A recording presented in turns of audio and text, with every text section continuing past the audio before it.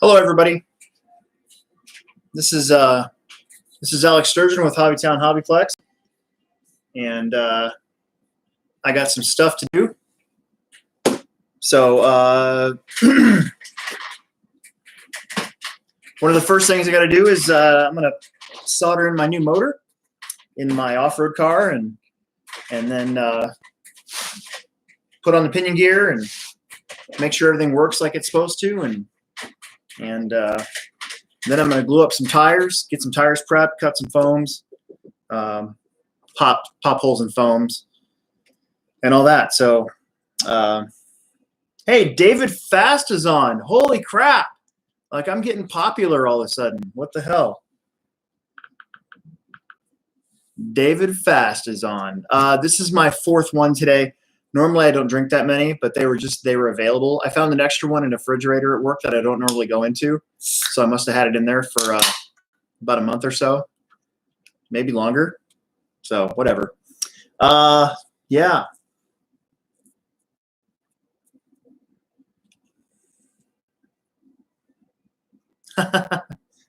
Nice. Let's see. Is there an update on the track opening? Unfortunately not. The governor just made an announcement today about some continued stuff. So that might affect what we do in May, and I really hope not. So we're trying to get some clarification on that. But at least through April, for sure, the track remains open for practice for up to 10 people. But as far as racing goes, unfortunately, because we can't have groups bigger than 10, we're kind of hosed. It's just kind of the way it is. So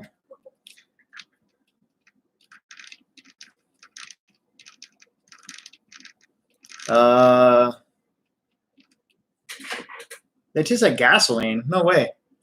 I don't like some of the other ones, like the pineapple one's terrible, and I don't like fruit punch. It tastes like cough syrup to me. But the orange ones, they're really good.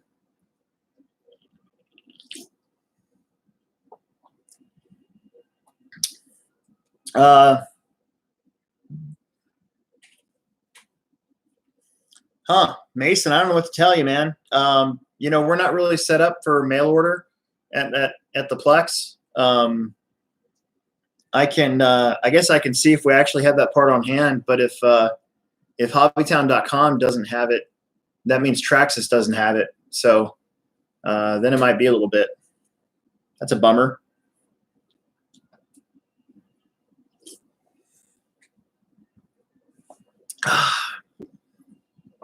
Yeah, actually, and then Clayton just said he listened to my podcast when he was joking with me about speeding. I just listened to the newest episode to make sure everything was good to go, and hopefully my sister might have it up tomorrow, which would be nice. We want to have it up for you guys on Fridays. Last week it made it on Saturday, which isn't a big deal, but it was nice to get it in and listen and make sure everything was good. So happy about that. It's pretty funny. Not a lot to talk about right now, just the way things are going. It's kind of lame how we don't really have any race reports. We don't really have any races to look forward to right now. It's nice to be able to get to a track and practice. I've seen a lot of my friends and stuff have backyard tracks.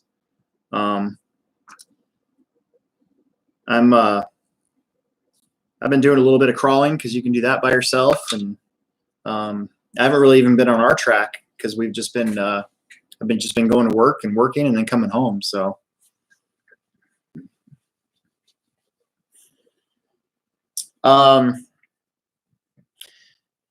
Peter Renzoni asked, "What's the name of our podcast?" It's actually the HobbyPlex Show. It should come up on all podcasting formats now. For a little while, we were only searchable on like SoundCloud, but we just got that fixed, so we should be on Apple and Stitcher and of course SoundCloud, but any of the other ones that are out there.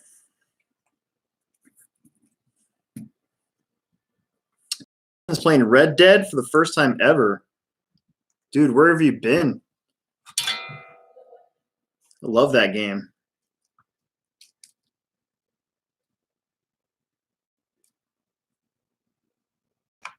That was a terrible solder joint. No, it wasn't. It's actually really good. Yeah, it's my Losi car. I decided to stick with Losi for the foreseeable future for two-wheel drive. A lot of it just had to do with the fact that I didn't feel like going through the process of selling it, especially since I really only got to run it maybe 8 weeks total with the carpet season. So I'm going to give it a shot on dirt, see how it goes. Emerson's going to keep running his associated car. So we'll be a multi branded family. So that'll be fun. So my motor's in there. You can see. There you go. It's all soldered up, nice and clean. And I'm trying to be better with my solder joints and everything. It's weird, we don't really solder that much anymore, just when we're doing new cars and stuff.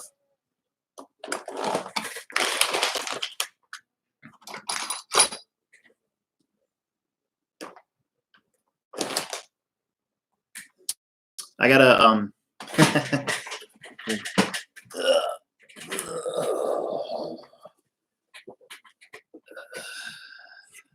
might open this up later and give it a quick look-see. I want to do a build video on it using our GoPro. I want to do like a time lapse sort of thing. So we're gonna see how we can get that set up. Hopefully Emerson will let me do it. It depends. It's technically our GoPro. Whoa. Okay, no, I got it for Christmas.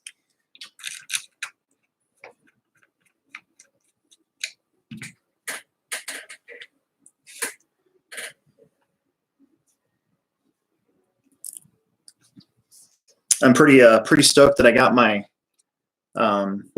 TV back up and running down here. We got one of those wireless cable thingies. It works really good.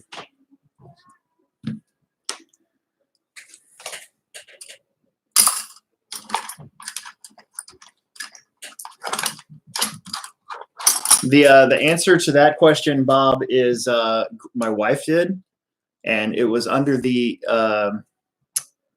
impression that it was going to be both of ours. He would obviously use it a majority of the time, but if I wanted to use it, I could. Oh, that sucks. What am I doing? I'm getting distracted. There's a much easier way to do this. So, anyways, yeah, the no racing thing's kind of lame, for sure. It's been hard to get motivated to work on anything radio control. But I did get out my 8 scale last week and got out onto the racetrack, and it felt good to drive again. I hadn't driven in a while, especially on dirt. And that's kind of helped me kind of think about getting this car ready to go. And I got some tires, so that's all set. And I'm just looking to, God, cannot wait for this thing to be over. It's so bizarre how it's going down. Bye, David.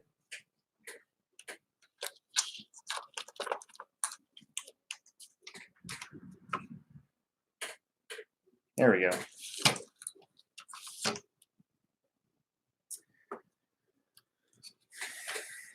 Yeah, I'm not going to get my own GoPro.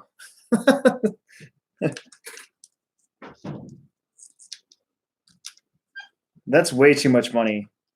My son is spoiled, so he has his, but I don't feel like spending that much money. If I'm going to spend that much money, it's going to be on something that I can drive or fly. Speaking of which, I got my planes all going, and right when I was getting ready to go fly, I was going to make a new YouTube video with my my airplanes and stuff. The mayor of Omaha closed all the parks, including Omaha's Field, which is where I'm a member of. So for the whole month of April, I'm not going to be able to fly at a designated flying field. So kind of sucks.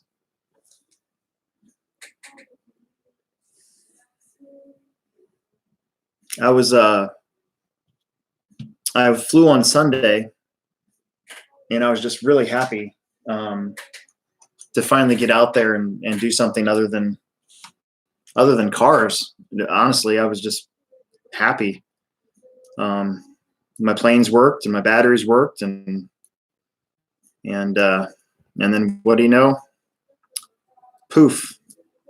Bunch of stupid people at Benson Park screwed it up for everybody else.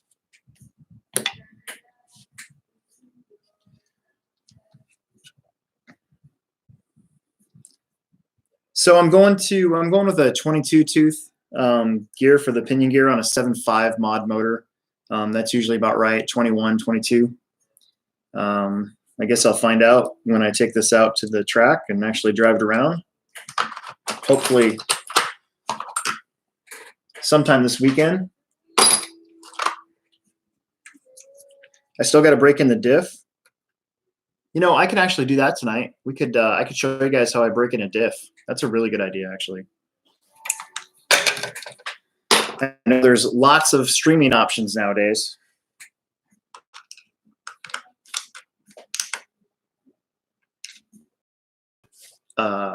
So I'm just setting my gear mesh now, and the way I do it is I put the motor all the way against the spur gear, and then I just back it off slightly until you get that little bit of backlash.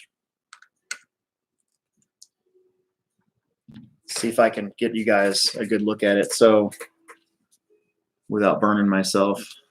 Ugh. I don't know if you guys can hear that. But a little bit of play is what we're looking for. The light's not the best in here for that, but that feels pretty good.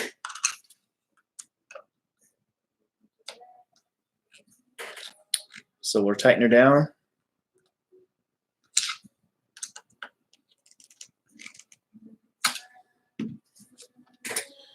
Bob says that he's gotten pretty good at Call of Duty lately. I wish I could say the same. I've gotten really good at just duty.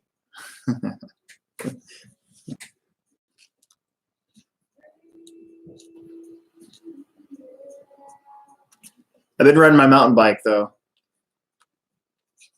and really happy about that. Getting back, trying to get back in a little bit of shape. So maybe it's terrible. Okay, so that's good to go, and that's good to go. I wonder if I got any tires.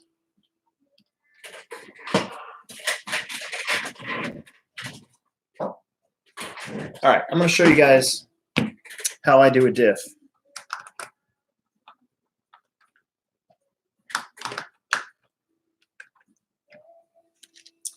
So I've built my ball diff, and now I just need to find my wheel nuts.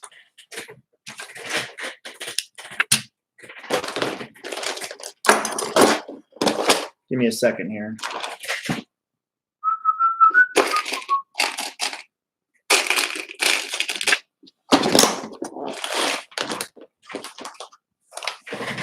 Well, what the heck?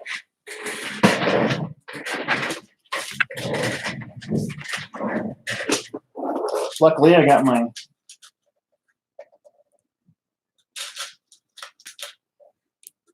bucket of nuts here.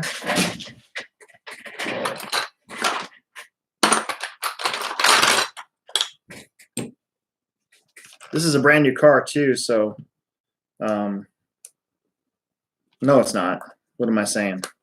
I just got done rebuilding the whole thing, so I've redone my shocks, my transmission height, my diff height, my axle height, all that stuff. So I repositioned the camber links for off-road as opposed to what I had for carpet. So I got a lot to do still.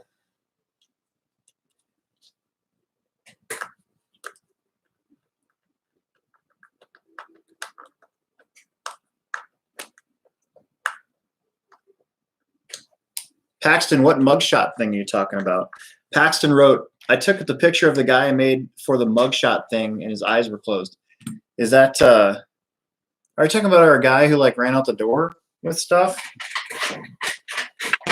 Or am I missing something?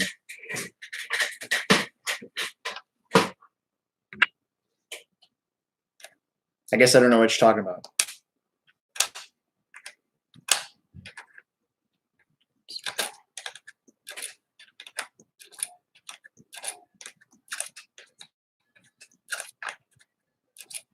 Oh.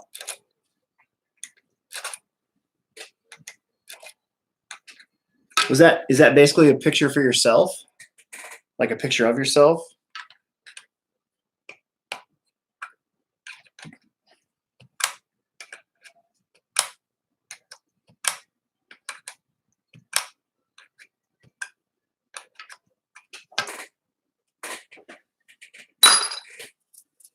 Okay, now I need something to make a car stand with.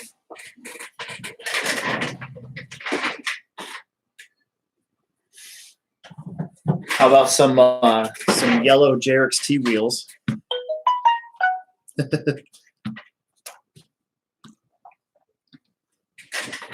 Okay, so let's plug everything in and grab my radio.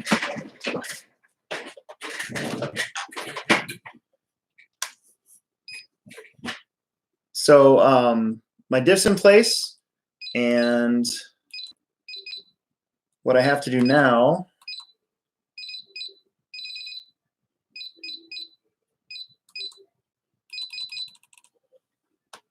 is we're going to grab a small Allen wrench, like a 1.5, and we're going to slide this baby in between the outdrive, like so.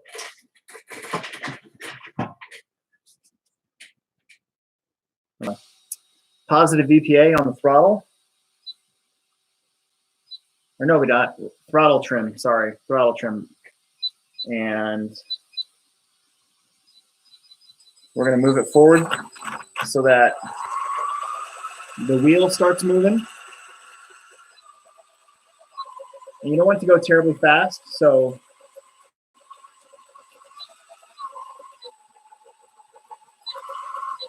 like on mine, I've got it up to 75. That's a terrible thing.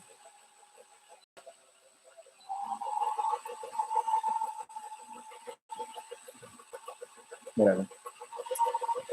And we're just going to sit here and stare at it for like 2 minutes or so. It's a brand new diff. It is real tight.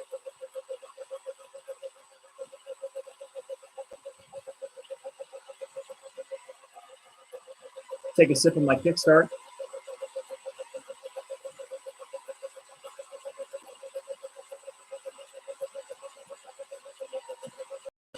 Yeah, Mason, I'll look into it. I'll definitely look into it.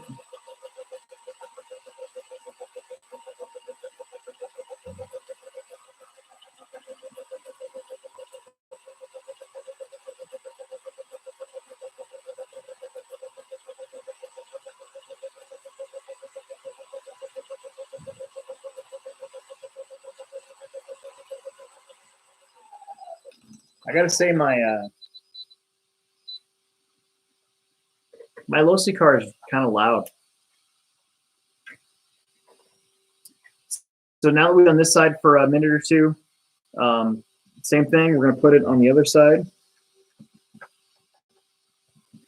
so that this wheel can't spin and this wheel will. And then we'll turn it back up. Do the same thing. And let that sit for a little bit.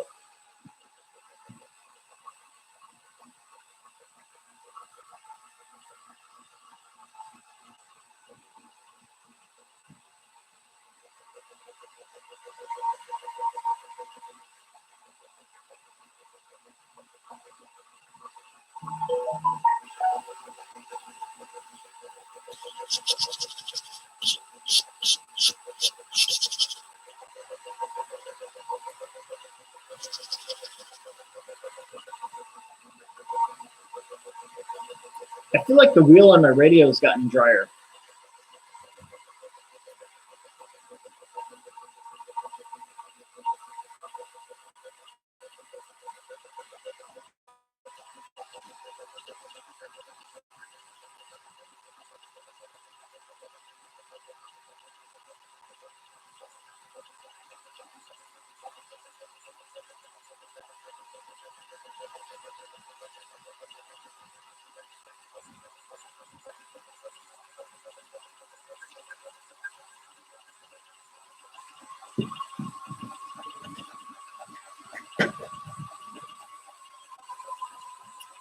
I got a brand new motor in my car. Normally I like to run 7.0s in my two-wheel drive for off-road. But we were out and everybody else is out. So gonna have to use a 7.5.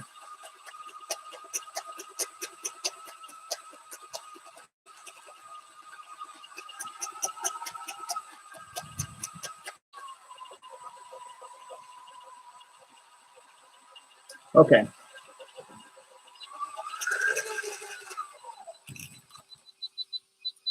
So now what we're going to do is we're going to take the wheel off.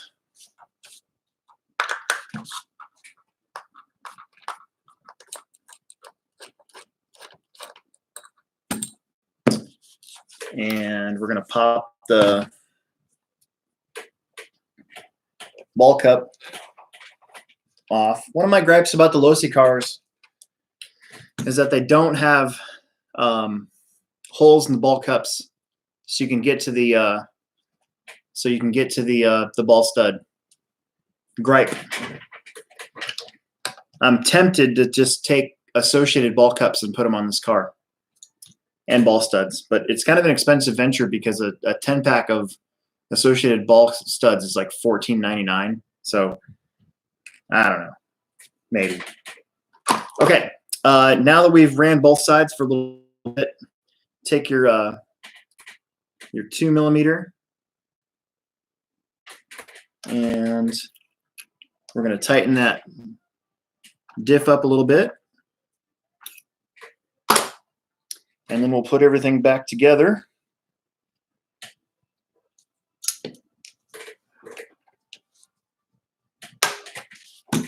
And put our wheel back on again.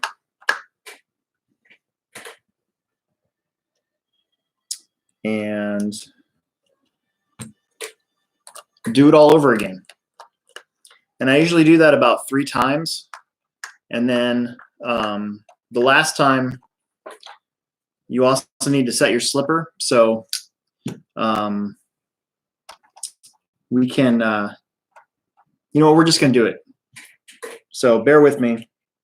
We're going to do this whole thing.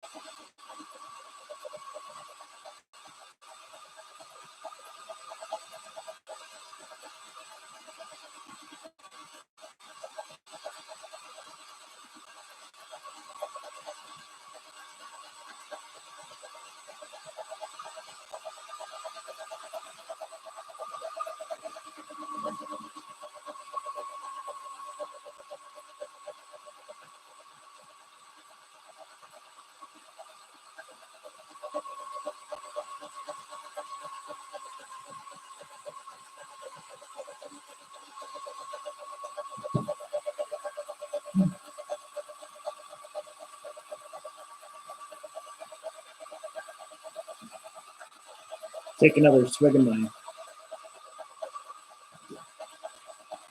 wake up juice.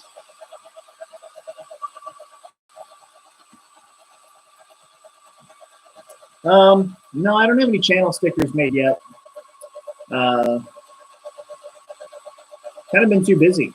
I just haven't really thought about it. If anything, they'll just be stickers that are made for the Plex at the store.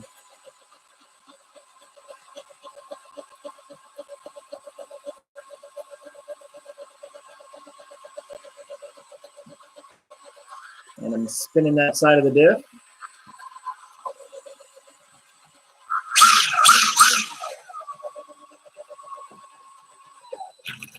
And now we're going to do the other side again. Breaking in your ball diff is extremely important if you want to not blow out ball diffs all the time. Also, having your slipper set correctly is the other super important part of ball diff. So as soon as we get done here, we'll go to the ball diff, or I mean, we'll go to the slipper clutch too.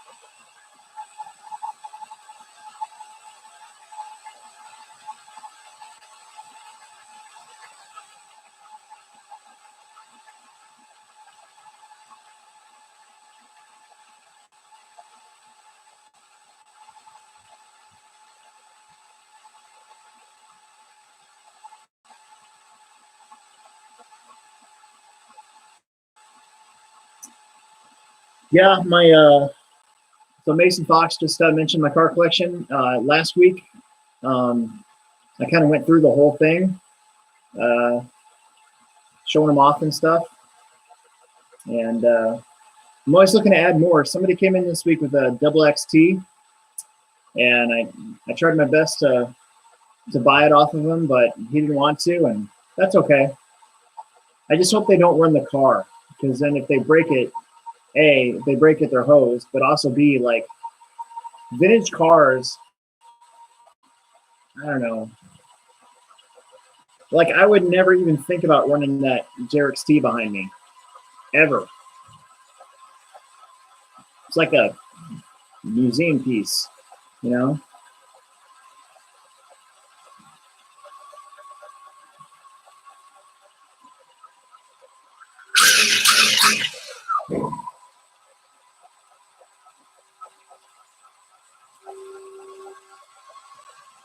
All right. Back her down here. There we go. It's feeling pretty good. We'll tighten her up one more time, and then we'll set the slipper. Give it a go.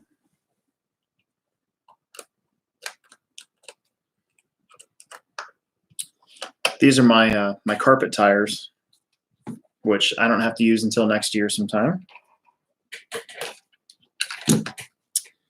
And what I do with that? Okay. So we're tightening it one more time and put it back on. And now we'll go through setting the slipper clutch here.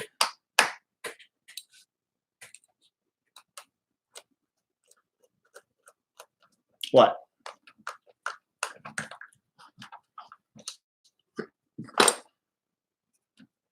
Probably should have some front tires, but whatever. Triple XTs. Go back there. What are you doing? Where did you get those gold? Huh? I got them from one of the boxes. Why? Are you jealous? Maybe. Doesn't look good with my body. Yeah, they would look good with your body. You're totally right. All right, so we're going to back this off a little bit and turn our car back on. And now what we're going to do is we're going to hold it down. And you can hear it slipping.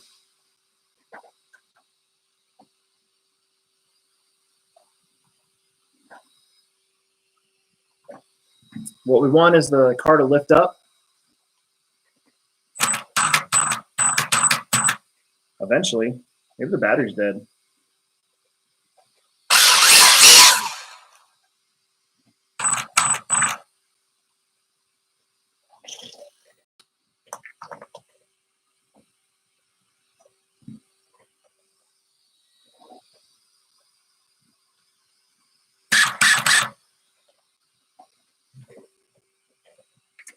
So we just got a question.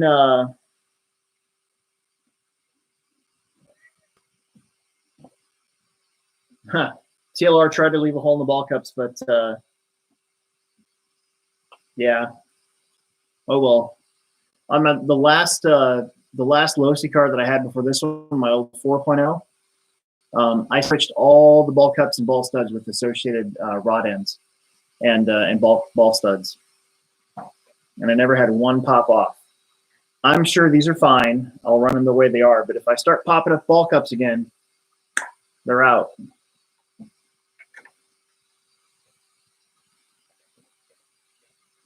Okay. So I think it's very possible that my battery might be kind of dead because I haven't ran this car in a while. But anyways, you get the idea. So basically, you want to tighten down the slipper until the front end. You hold the wheels, you give it throttle. Front end should come up a little bit. Mine's not doing it right now, but I think it's because the battery's probably dead. And I don't have my charger here, but I leave my charger at work. So anyways, wah. When do I think racing will start again? Gage, I don't know, man. It's such a crappy time right now. It might be our first summer series race is May 16th. It all depends on the restrictions the state is imposed. So right now our state says no gatherings of more than 10 people, and a good race day at the Plex. You know, we usually have 40 guys there, so obviously we can't do that. That's why we're not racing weekly. If they lift those restrictions, then we'll be on it. If they don't, then we'll just have to work around it. So we're going to leave our May 16th Summer Series date there as a good starting point. If we can make that date, we absolutely will. But it's all up to what the law is at the time. So kind of lame. I just got a private message. Who am I talking to here? All messages are private. Yeah, all messages are private. You're right.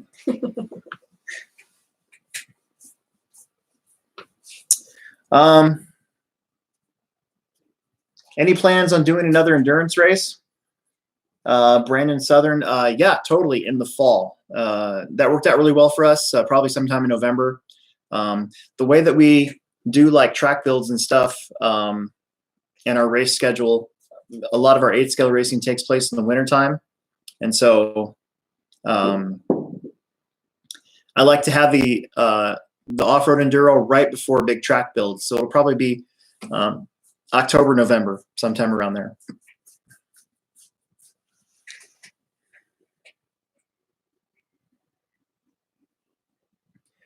So Mason asked how to make his car go faster. There's 2 ways you can do it.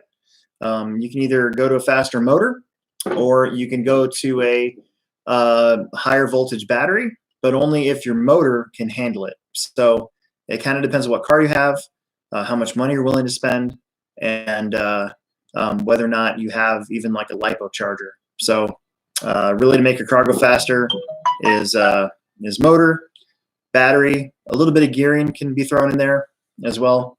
I could gear this car up 2 more teeth and it would go faster in the long run, but it'd get really, really hot. So there's a balance you got to strike.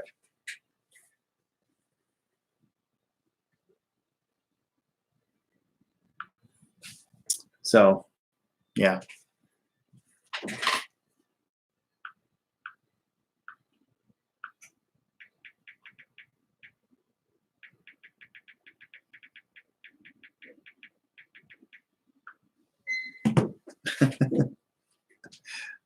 Anyways, okay. So yeah, man, I'm there you go. So my car's pretty much ready to go. My diff has been rebuilt. We broke it in. We set the slipper.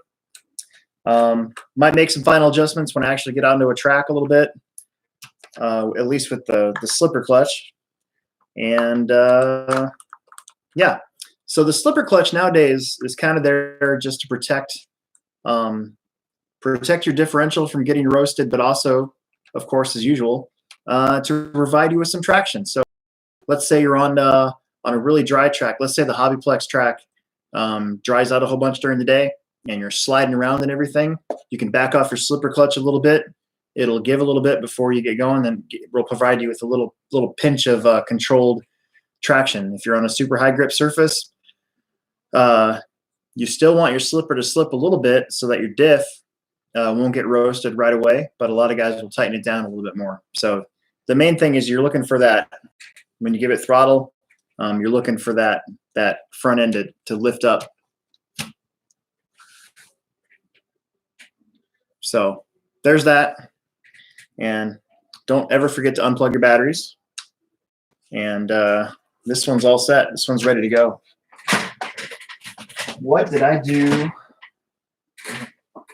with my car body?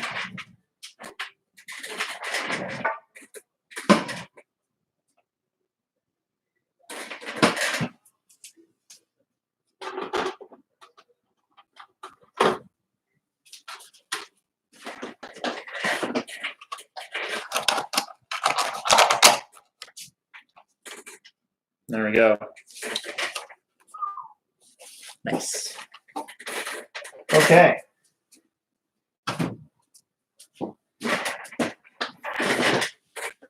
Put these back over here.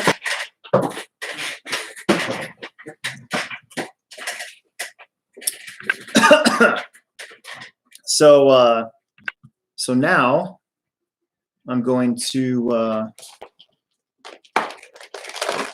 work on some tires.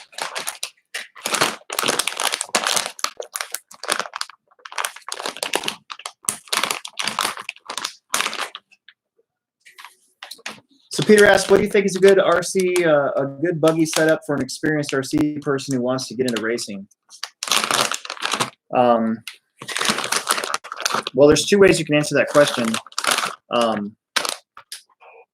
One is you kind of got to look at what your local track is doing. If you're at the Plex, I'd say even for an experienced racer or an RC person, experienced RC person, at the Plex, I would say stock buggy or 13.5 4-wheel drive would be a really good choice, because you would always have a class to race in. We pretty much always have those 2 classes particularly, so stock buggy and 13.5 4-wheel drive buggy. Stock here at the Plex on dirt is 17.5 for brushless motors, and for 4-wheel drive it's 13.5 for the spec class. Mod 2-wheel drive is what I run. That's my favorite class of all time, and that's what I like to race. Even though I've gotten worse and worse at it now over the last couple of years, but whatever. And yeah, it all depends on what your local track is doing. So, and then you just got to choose low C or associated, I guess. You can also look at some of the other brands that are out there, X-Ray, Kyosho, Serpent. But in my opinion, if you're a privateer buying your own stuff, You should definitely stick with the top two for two-wheel drive, Associated and Losi. In four-wheel drive, it's a little different. You kind of have, in my opinion, the better three, which would be Losi, Associated, and Techno. But don't look past all the other brands, like I said, X-Ray, Serpent, even Kyosho. But the nice thing about Associated and Losi is both of those brands, at least, you'll know it's pretty much you can get parts anywhere too.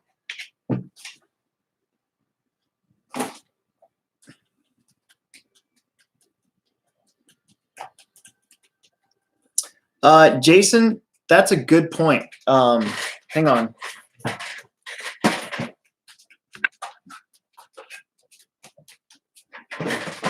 Thank you. That is a really good question. So I'm going to show you. I'm going to put my wheels back on. I'll show you guys what I look for. By the way, Losi and Associated are different when it comes to diff setup too, as well.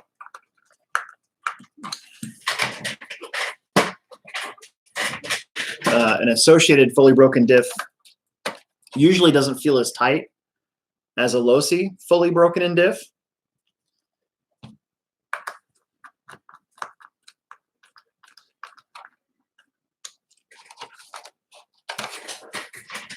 So real quick before I get to answering Peter's second question, is on a Losi car, you can see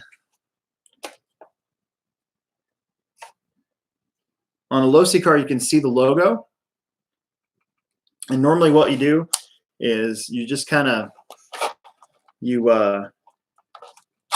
spin it, and usually you want a good one full rotation of that TLR logo, right?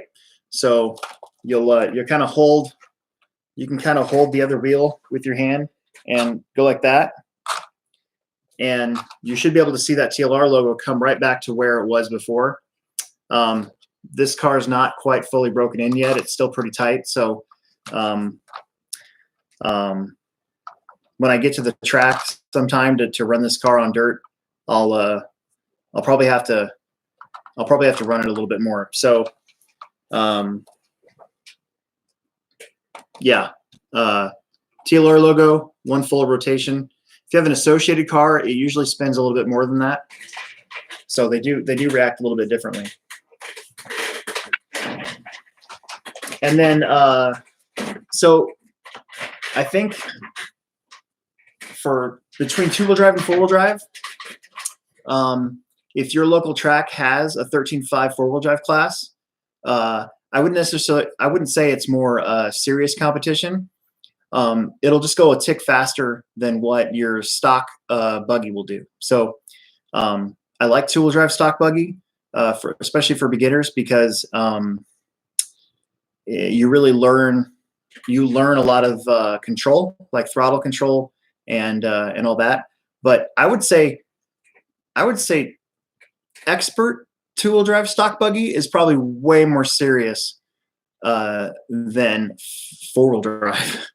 Some of the stock buggy guys in expert like buggy classes get crazy with their batteries. You know, they're charging them at crazy amperage, and they're spending loads of money on motors, and you know, they're looking for every single weight advantage, you know, with like titanium screws and titanium pieces here and there, and carbon fiber this and carbon fiber that. So at the Plex at HobbyPlex, we have independent buggy and we have expert buggy.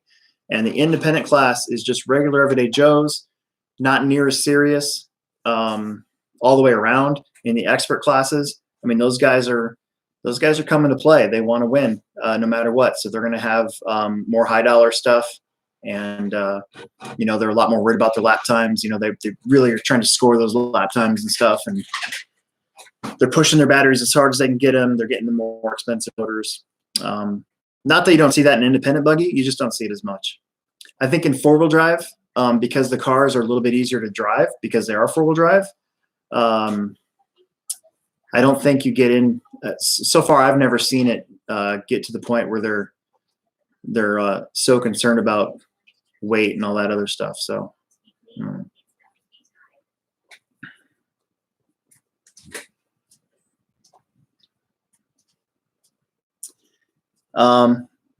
Yeah, so the coolest car in the background, it's probably my crawler. I don't want to get into showing my cars every week, but I'll show you this one because it wasn't here last week.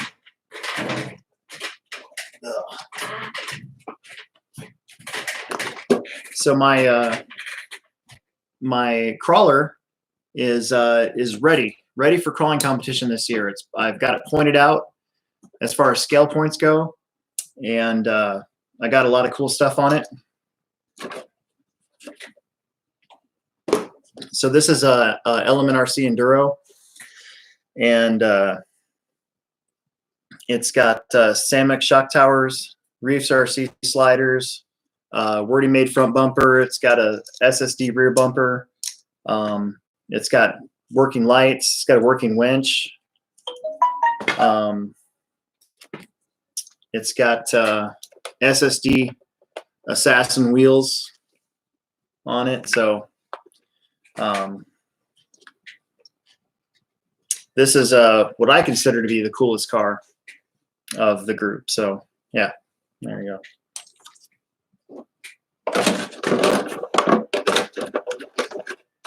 Whenever we're allowed to all get back together in groups of 10 or more than 10, I should say, we'll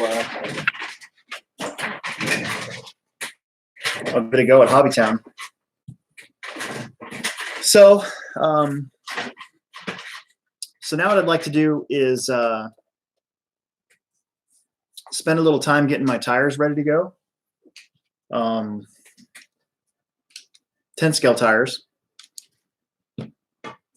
So I have J Concepts Ellipse, and kind of like when I was gluing tires last week for my 8 scale, they are oh man, what's the word? Where they only go one way. You don't want to have them backwards.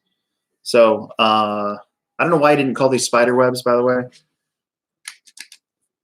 So I like to do a triangular pattern again on all my tires as far as the vent holes go.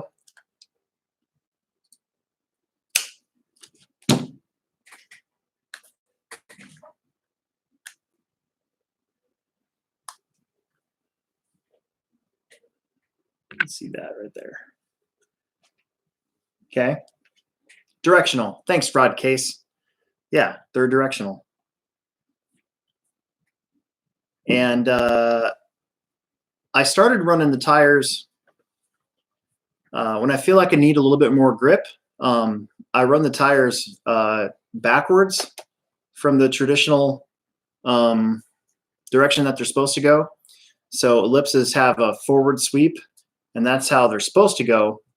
But I've been running the other way a lot at the HobbyPlex when we're like in round 2 or the mains of a summer series.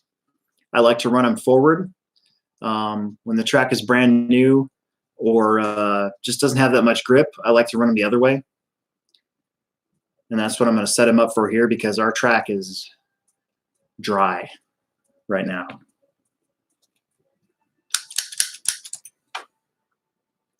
Rod Case just asked if he'd like to use the heat gun on them. I do. Before I'll run these, I'll at Hobbytown, I'll definitely hit him with some sauce. I like to use PB Blaster, and then I'll hit him with the heat gun, get him real hot. You can see that PB Blaster just get sucked into it, and then while it's still warm, I'll rub some PB Blaster on there again, let him sit, and then I'll go run him out on the track. And usually you do that twice, and the tires are golden after that, no matter what height they are, at least at the HobbyPlex. So my holes are made. Now what we're going to do is work on the tires. And something I've been doing starting last summer was I'm putting a V in the foams now. I'm not sitting there and punching a bunch of holes into the foam. It's just less time, and I feel like it makes them soft enough. Thing is, a lot of guys are getting like rollers now, where they're putting them in the chuck of a drill, and putting them on these two like rollers. I haven't tried one of those yet. I know Will Brinton has one, so I probably will be able to try it at some time. But this is just what I was doing last year, and it seemed to work really well for me. So.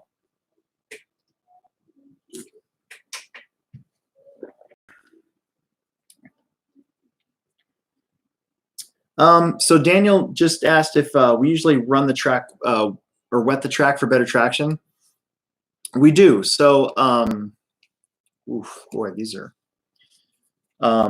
We do wet the track, but on a race day, traction builds as we go because everybody's using tire sauce, and rubber and tire sauce is actually getting like put into the racetrack. And so usually on like a summer series event, I don't have to water during the day. The track builds up enough traction where it kind of sustains itself. If I do wet the track down, it'll be a very, very light mist, mainly to just keep humidity in the building. I started doing that a couple of years ago, and I felt it was actually a more consistent way of keeping moisture in the track to kind of throw up some mist and keep the humidity in the track instead of like actually wetting the track heavily, because then you either got to wait around for a long period of time and that kind of makes the day go by longer, or the track is just inconsistent then at that point.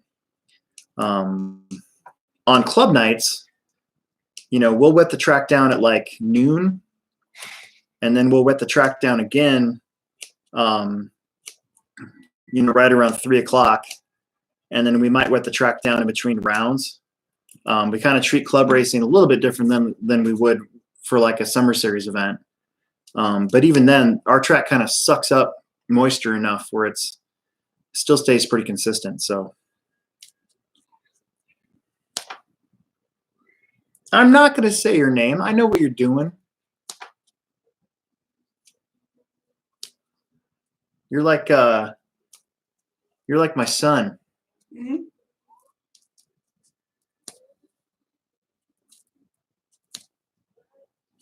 Look at.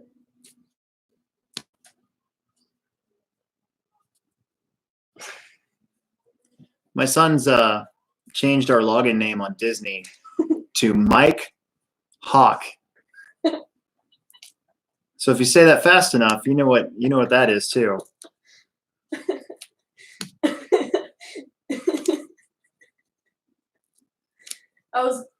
I was gonna change it to Jenny. First name Jenny, last name Tolls. Okay, so that's what you're going for right there. That's what I usually do. All the way down. And there you go.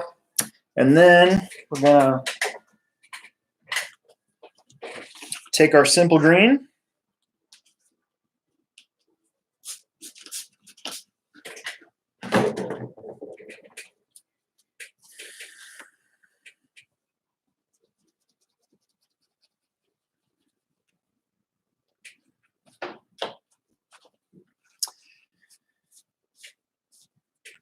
Yeah, Rod, the drip spots, the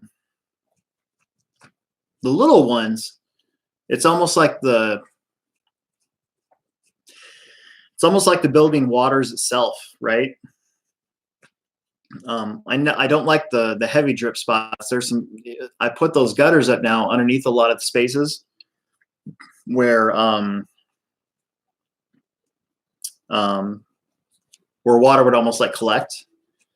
and that was not good because then you're, you know, in the wintertime, by the time the second qualifier comes around and the mains come around, there's all of a sudden a big wet spot in the middle of the track.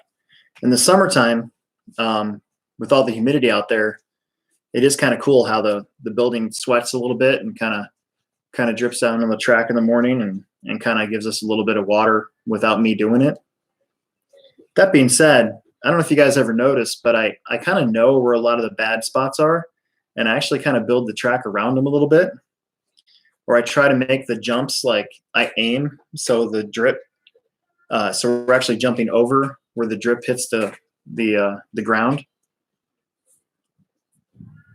Although I don't have to worry about that as much anymore because I got those gutters up. So that's something I was really happy I got done. Not done, but I got mostly finished for this winter's off-road racing for like Fridays and stuff.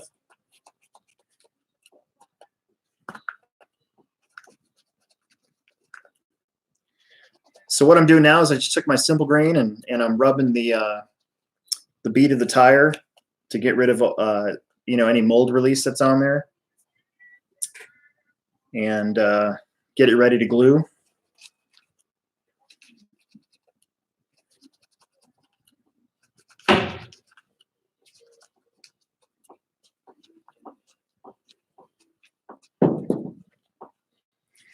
Yeah. So a lot of times on our track, in the far corner especially, you could see like Kyle and Will and me and those guys, we wouldn't always be like right on the corner because there was a drip spot literally right at the corner. And so you would kind of aim wider to avoid the wet spot. Otherwise you get into it and all of a sudden you're sliding around. Luckily that corner's fixed. That really doesn't happen over there anymore. Really happy about that.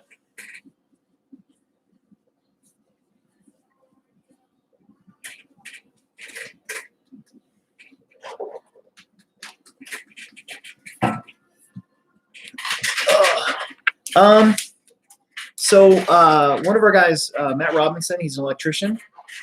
He's been swapping out some of our lights and stuff as they've been going out. Right now, I think we're completely lit up out there. I don't think there are really any many dark spots. So basically, when one of those when one of those lights goes out, each one of those bulbs is like $60. So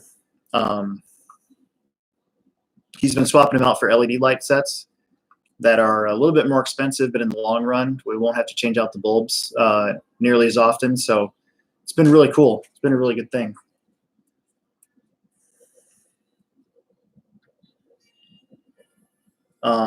So one thing that I'd like to talk about is somebody came in today that normally races at a carpet track, and they were asking questions about the dirt, and they kind of wanted to know.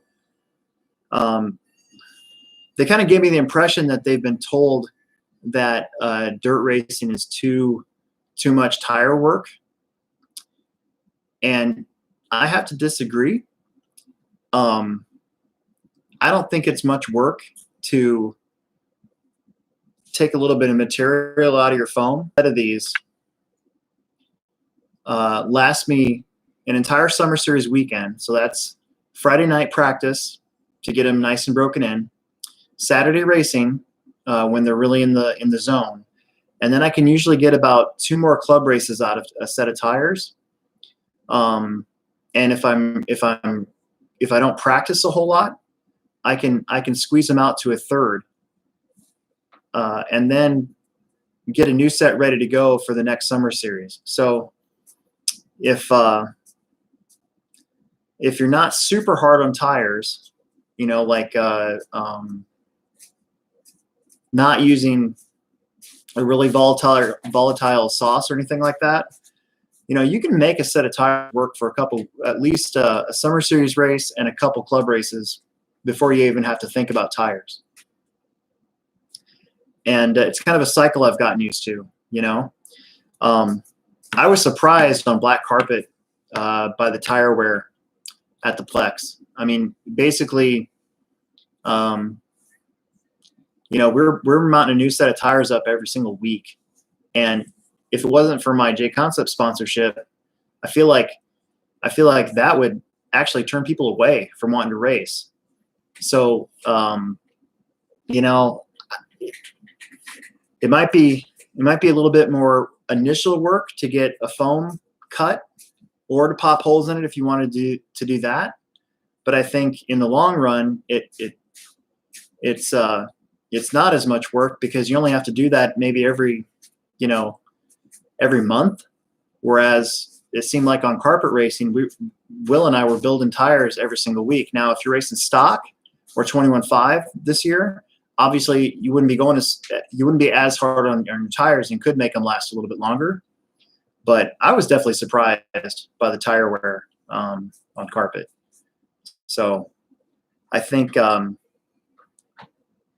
dirt's a lot easier on tires than carpet for sure, and should be cheaper then in that regard. So that's my opinion, and I'm sticking to it.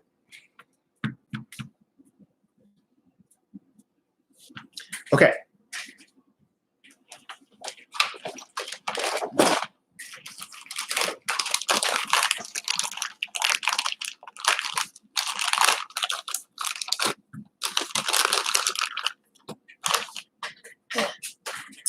So with your rims, got to make sure that they have the vent holes. TLR wheels already have them in there.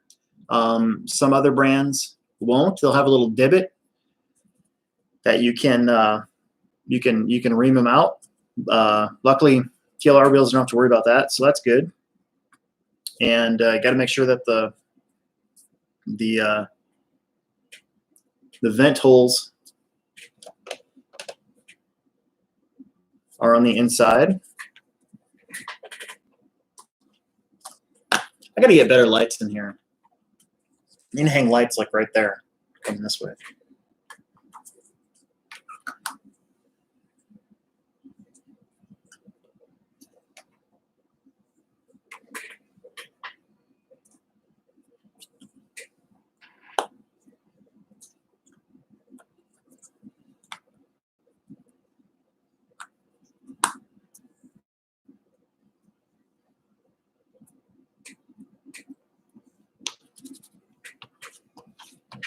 Okay, so there's a mounted up wheel. It's nice to see again a good old off-road dirt tire wheel all ready to go. And with that cut foam, the foams to me already feel really nice. So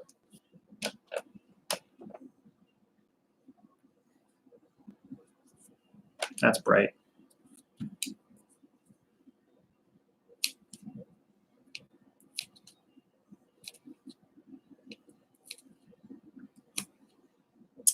And cutting this V shape is way easier than punching a bunch of holes in this foam. That got old. Not a big fan of that. But if you want to go fast, you got to do the work. So to each their own.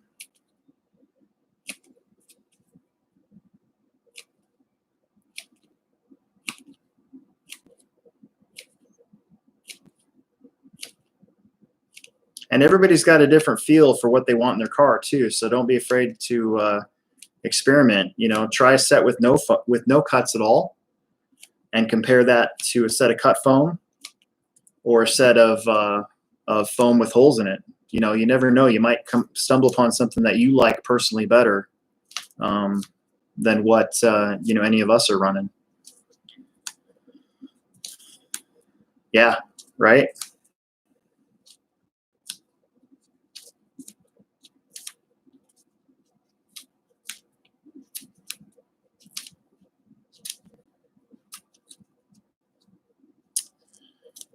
Okay, there you go.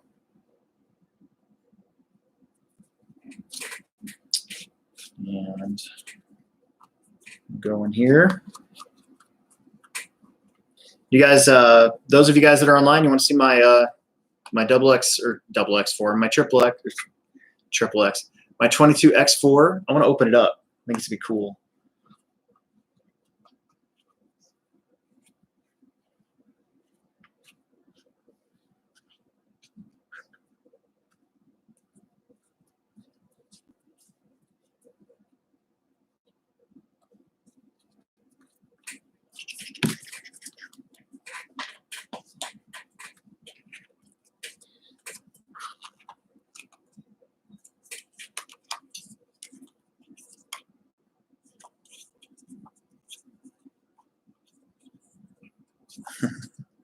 All right, hang on. We're almost done. We actually sold another one too. So the Plex is down to 3.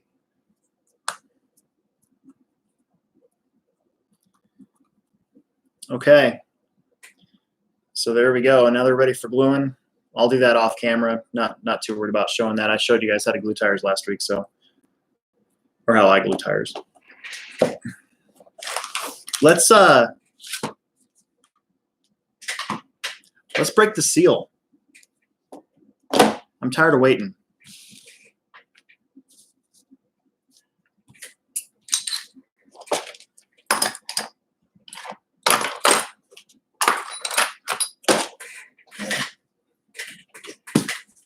Okay, 22x4.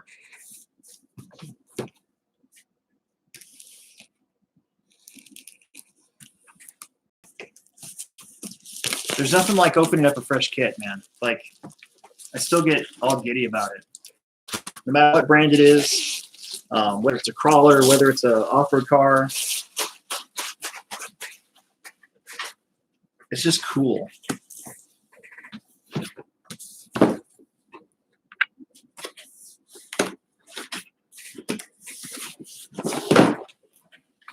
Okay. Look how everything's nice and packaged. Look at that. Look how nice that is.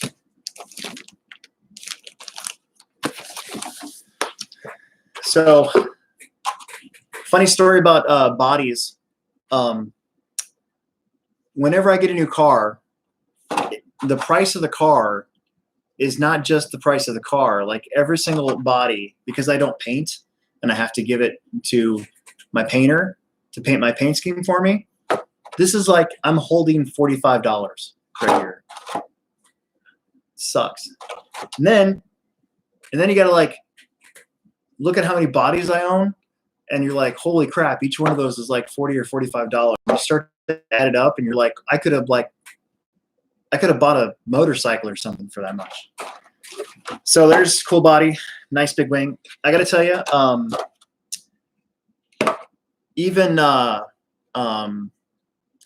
even on my Associated cars, I always like low-C wings.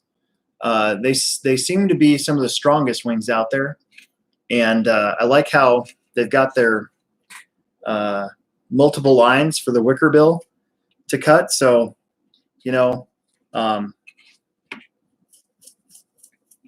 they just seem to be strong. So, like when Emerson would go through wings left and right, I started putting low-C wings on his car. So there's $45.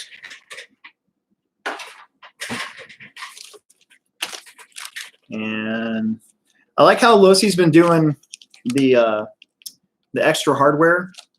They give you a couple bags of just everything extra in case you drop one on the floor, or maybe, you know, one of the bags didn't come with anything, although that hardly ever happens anymore. But I noticed that on my 22 Elite kit when I built it, that I do like how they kind of give you a little bit of assortment of extras. And so there's bag A.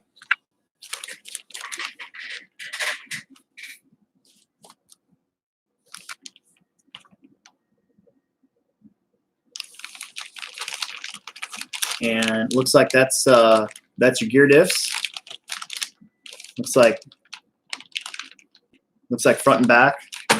So you start right away with the diffs. Bag B is your looks like center. It looks like they give you a slipper. We've got we have the gear diffs on back order right now at Horizon Hobby for this car. So I imagine we'll all be running. Maybe we'll run gear diffs on the dirt and slippers on carpet. Maybe. Bag C. It's your dreaded turnbuckles. It's like the worst part of building an RC car is the turnbuckles. I'm glad they're kind of first and you get them out of the way. It's kind of new. The ever important D bag, and it looks like that's shocks. They made the D bag shocks. So that's pretty cool. And for those of you guys that are out there that are like, how come they don't include metal shot caps in the $400 kit? Plastic shock caps on these cars seal better. Therefore, they're more consistent. Therefore, you don't need metal shock caps. So I like the plastic shock caps, especially on my Elite. Never had a problem with them breaking. It's not a Traxxas car, so you don't have to worry about that too much. A, B, C, D, E. Where's bag E?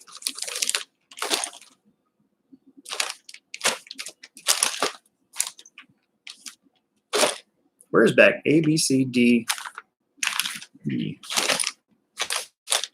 There's F. This is your, looks like front shock tower and gearbox and A and B arm holders. And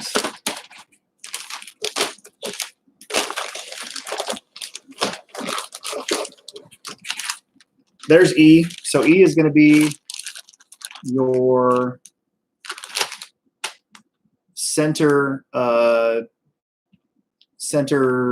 looks like diff mount and motor mount, and your side, what are the mud guards? Chassis stiffeners. E, F, H, G. G is your, ooh, there's your metal hub carriers up front. So big props to TLR for H. Looks like your rear end. So there's your rear gearbox, arms, C and D, arm supports, all that. I is your sway bars, and looks like probably your rear dog bones and stuff.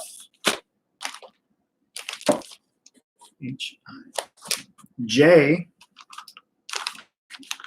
is kind of your finishing stuff. So what's in here? Wing mounts, servo horns, which I won't use because I'll put metal ones on. There's your battery straps. Oh, and yellow wheels. Yuck.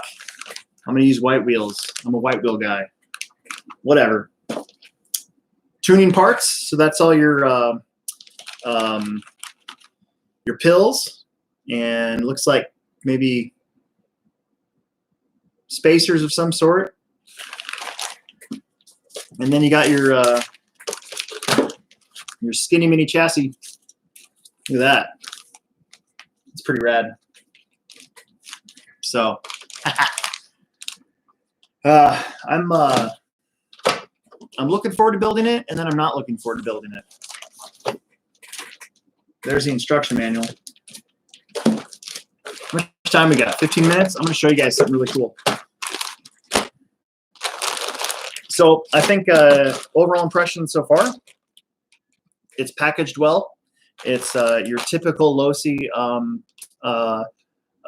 way of kit builds where everything is in bag A, B, C, and you just go one right after the other.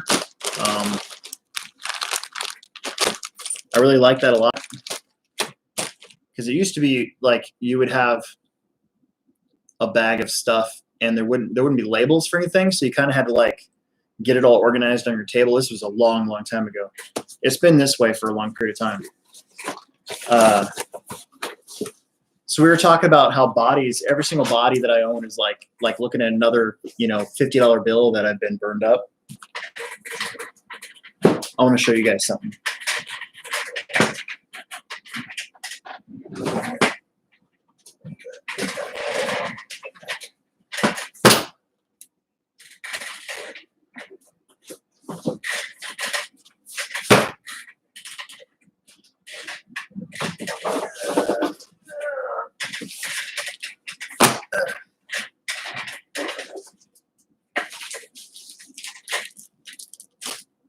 chassis protector material. I didn't even know I had this. I wonder if it still works. I'm gonna put that over there.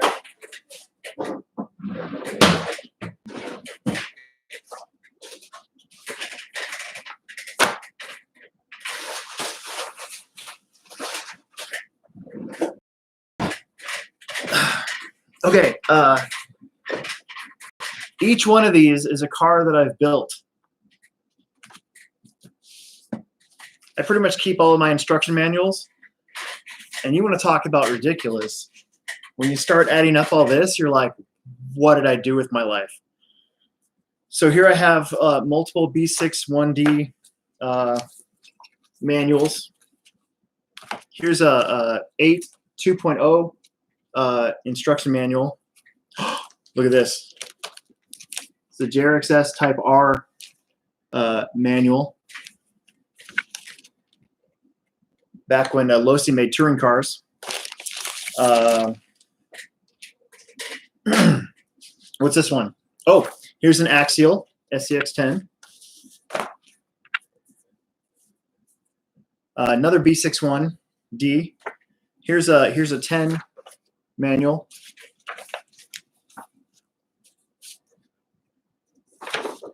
A double X4. A triple X4.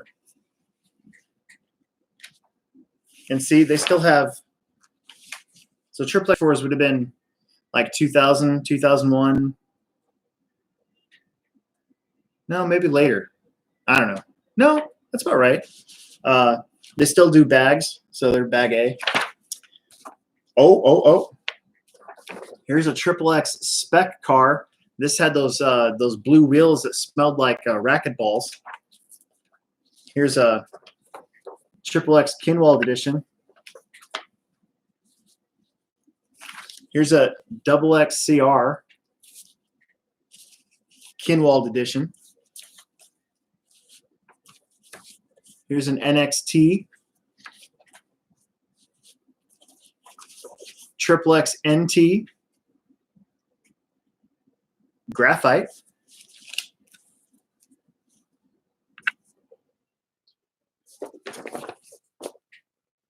Triple XT,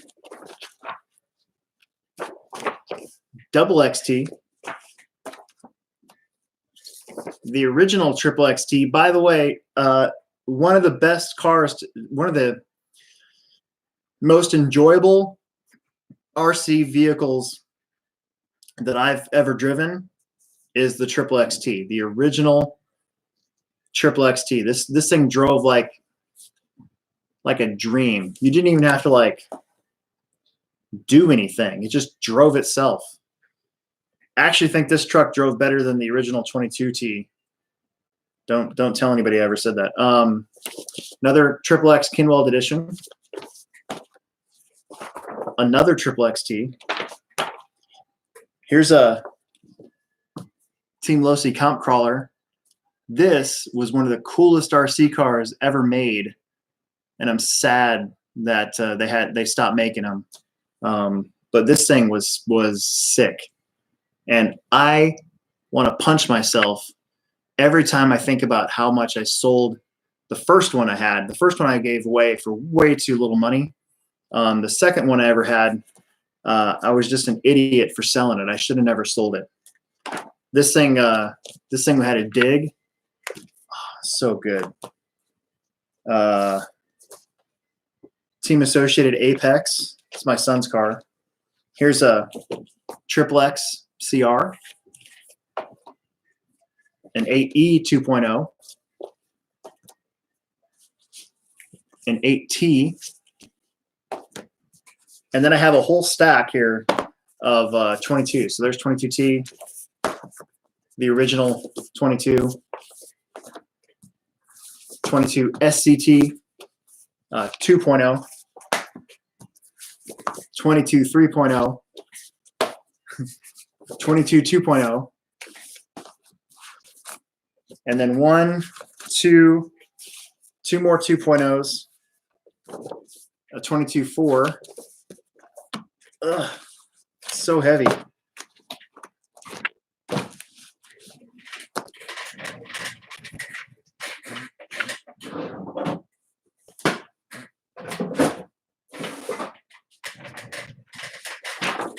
triple XS,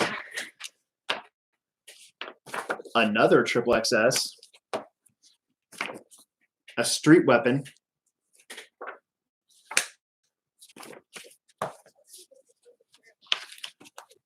the original RC10 Championship Edition,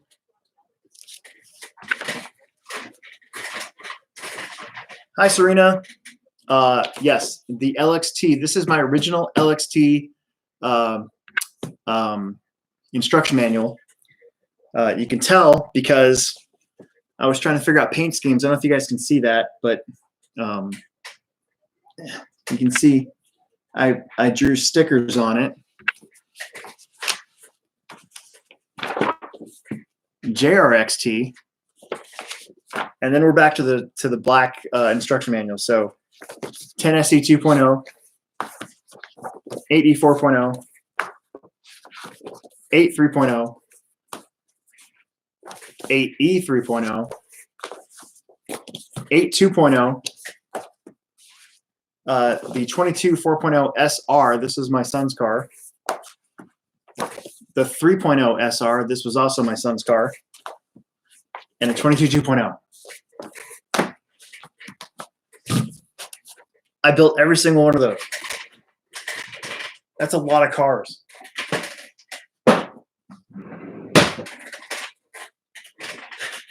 Whew. So there it is. Yeah.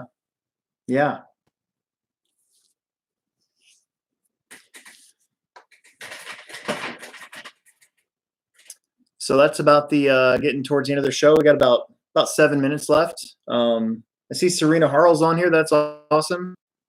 Hope you guys are doing okay. Haven't seen you guys since the Techno series.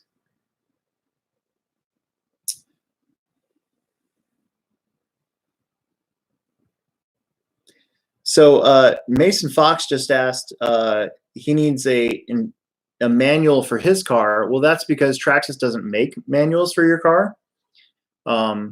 They have instruction manuals, but not like a step-by-step breakdown build, because Traxxas doesn't do kits. So they do have exploded views. You got to get on Traxxas.com and look it up. That's how we find stuff at the store. I just go online and look it up, and I'm able to find people's parts for them. That's how I found the part number that you need for your truck.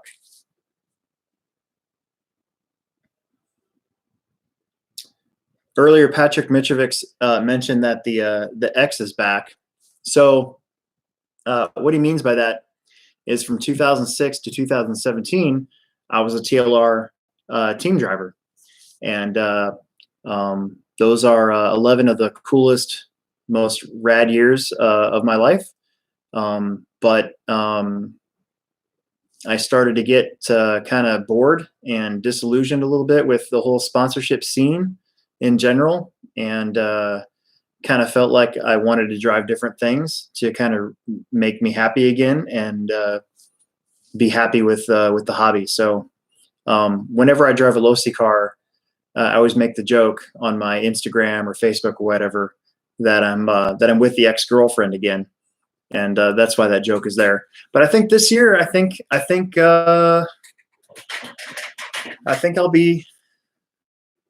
I'll stick with it all summer. So I don't see me changing unless I'm just doing terrible, and or if I just like snap the car in half. You never know, that could happen too. Maybe. So yeah, I'm anxiously awaiting our return to regular racing every week at the Plex. I think this is the longest I've gone not racing since the HobbyPlex had its indoor track in 2011. I think I've raced 2 times a week, every single week since 2011, up until this last, what was it, March 7th? That was our last carpet off-road. So from September of 2011 till March 7th of 2020. I think I raced 2 times a week, every single week, no matter what. And sometimes 3 because I have an on-road car. And, I'd race that on Wednesday nights. So kind of going a little stir crazy, waiting. We've got a lot of work to do on the track. We're going to be tearing out the back wall completely and rebuilding it. We might be tearing out the tractor corral wall and rebuilding that. And then of course we'll have a new layout for whatever our first race is. We'll definitely have a new layout for that. I'm going to be doing some cleaning out there and stuff too, moving some of the junk around, trying to make everything look a little bit more professional again. So I hope we get back to it quick. Can't wait. So anyways, I think that's it. I think I'm gonna sign off. It's been about an hour and a half. Thanks for tuning in for HobbyPlex After Hours. It's always kind of fun to share with you guys stuff that I'm doing. And make sure you hop on your favorite podcast app and look up HobbyPlex Show and give us a listen. Will Brinton and I look forward to doing that podcast every week. It's sponsored by pivotlending.com. They do mortgages and refinances and stuff. They're sponsoring our show. So if you guys are in the if you guys are looking up to move or sell your house and get a new one or do a refinance, make sure you look those guys up, pivotlending.com, and mention HobbyPlex Show, and you can get a pretty good deal. Yeah, that's all we got. So appreciate you guys a lot. And if I don't see you in the store, if you guys are out there waiting for the HobbyPlex to open up and racing season to begin, hopefully soon. We'll at least maybe we can see you next week. So see you guys.